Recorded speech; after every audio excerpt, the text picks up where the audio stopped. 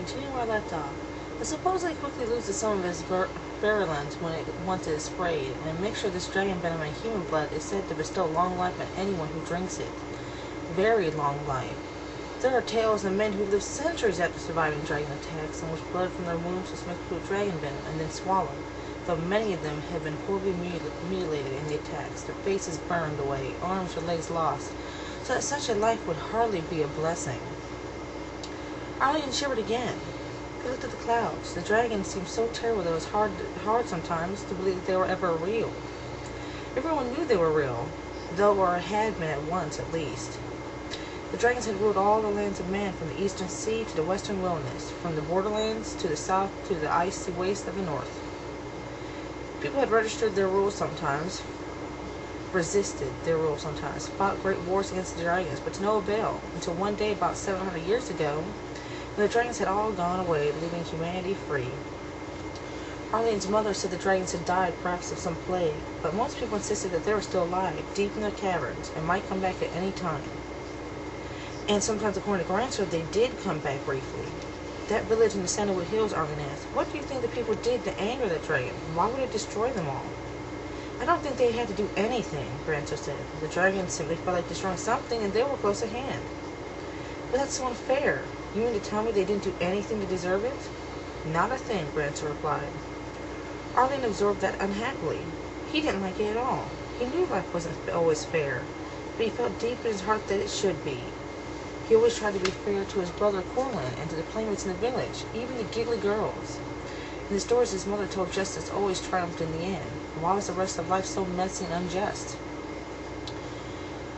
His father said it was because the gods were dead and only fate remained, and fate had its own plans to everyone. The village sorcerer, the only person in the village of Obsidian whose name Arlene didn't know, because he said names had power.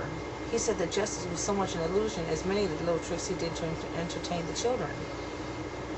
Arlene wondered sometimes if it might be the other way around. Maybe everything did work out fairly in the end, somehow, and the apparent injustices were the illusions.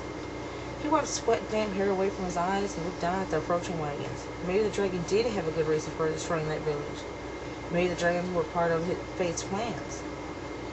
Do you really think it's dragon weather? He asked. His grandfather put an arm around Arlene's shoulder and gave him a reassuring hug. I hope not, he said. Come on, let's go give your mother a hand. Together they turned away from the ledge and ambled toward the house. Chapter 2. The Coming of the Dragons. The dark clouds hung heavy in the western sky for the next 3 days, creeping very slowly near, spreading across the sky like a stain. The water wagons were brought up to the cisterns above the village and emptied into the great stone basins, and water was doled out carefully to each family, enough to keep both crops and people alive, but still thirsty. The mountain above the village seemed to continue to smoke and steam, and the air now was very noticeably sulphur, a stench to it, and the sun, when it could be seen through the haze at all, was as orange as a pumpkin. Despite the oppressive heat and gloom, the young men of Obsidian returned to the usual tasks, working the mines, carving the black glass, tending the crops. The women kept house, cooked and cleaned, wove and sewed, and minded the livestock and the children. The old men thatched roofs, polished bright work, and took care of the less urgent, less strenuous jobs. And the children ran errands and helped out as required, but still found time to play and explore. On the third morning after the water run, Arlene climbed to the top of the great black rock north of the village. At the top, sweaty and filthy, he settled down cross-legged and looked out over the countryside. Up here it was just as hot as the village, but the air seemed not quite so still and thick. From here he could see for miles and miles across from the lands of man, across fields and forests, from the Sandalwood Hills to the Bitter Lake, from Skygrazer Peak back to Terra Vale. I'm sorry, I can't speak today.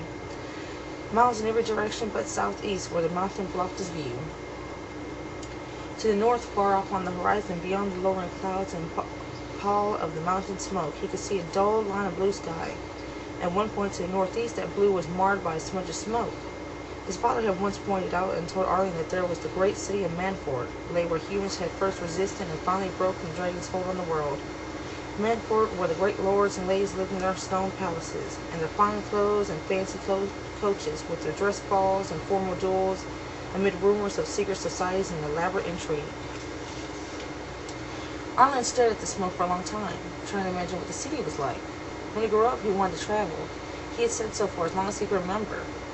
His grandfather had been a traveler in his youth, and Arlene loved to hear him talk about it. He wanted to see all the places Grandsir described: Blackwater, Deep Delving, Benton Tar, and the groves of Nostivir. Maybe he could even get to Manford, as Grandsir never had, to see the places there, palaces there, and the old shrines to the dead gods, and the lords and ladies with their swords and horses, and the Duke of Manford, heir to the great warlords of old. Grandsir had stayed clear for fear of being robbed or captured by slaves and sold, or killed by some lord he had inadvertently offended. Arlene was certain he would be able to handle a visit there. Or he might cross the desolation to the borderlands, where it was said one could see wild magic flashing across the southern skies above the wild lands. Magic was weak and scarce in the lands of man, useful only to trained sorcerers, and severely limited even then. For Arlene had heard that in the borderlands beyond the desert, magic was so strong it danced like brightly colored fires in the sky. The intervening desolation was said to be hot and almost waterless, a wasteland where anyone losing his way would leave bleached bones in the stand, and where bloodthirsty bandits roamed. But caravans still crossed it every year, and Arlene could surely join one. There is magic beyond the eastern sea as well, and ships sailed there from the ports of Bentham and Lorigol, and someday Arlene might travel in one. And maybe he would become a lord himself. He would own a business, perhaps, a caravan or ship or a manufactory. Where others would labor on his behalf, and he would carry a sword and dagger on his belt and ride a fine horse. But wherever he went, Arlene told himself, he would come home at last, to settle in his own familiar village, just as Grandsir had. Arlene thought he would find a pretty wife somewhere, bring her back here, and raise half a dozen children. Sons and daughters both, and he would treat them equally and fairly, and raise them to be good and just people. And he would tell them stories of his travels at the supper table, just as Grandsir had. With that thought, he realized it was almost time for the midday meal. Arlene wiped black-tinged sweat from his forehead with his sleeve, and turned away from the distant smoke of Manford and started back down the jagged side of the black rock. Later, after everyone had eaten, as his parents headed for the fields, Grandsir beckoned Arlene. Summer can't last much longer, he said, and we haven't put aside as much for the winter as usual. I want to take a look at the cellar, see what we have and what we need.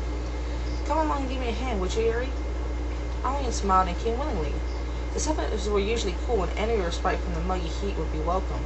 He was not permitted into the cellars without adult supervision. There were too many ways for an active lad to do damage down there in the cool darkness. Bring a candle, Grandsir said, gesturing towards the drawer. Arlene rummaged through the drawer until he found a good, thick candle stub as long as his finger. He lit it with the splint from the kitchen fire, which was kept burning even on days as sweltering uncomfortably as this. The candle flared up, and even in the well-ventilated kitchen with its wide-open doors and windows, the little flames seemed to brighten the room. And the day was darker than Arlene had realized, and seemed to be darkening as he watched.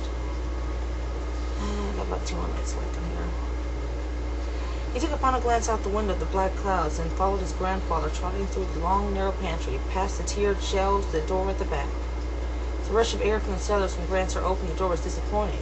Nowhere near as cool as Arlene had expected. Apparently the heat had even penetrated into the stone-lined depths beneath the house. Still, it was cooler than anywhere else he might go. The old man went down the ladder first, while Arlene held the candle high. When he reached the bottom, the boy handed the light down, then turned and made his own way down the sagging wooden rungs. The ropes were slick in his hands, polished to a silky sheen by generations of hands sliding down them, and he had to watch his step closely. When he stepped out the final rung, the stone floor felt warm beneath his feet. He glanced down in surprise. The mountain is hot, Grandsir said. I wouldn't be surprised if it erupts soon. Arlene said nothing, but his eyes widened at the notion. The crater that loomed over the village had smoked all Arlene's life, but there had been no actual eruption for almost 50 years. The natural path for any lava or ash was down the far slope, well away from the village, but still, an eruption was an exciting, frightening thought.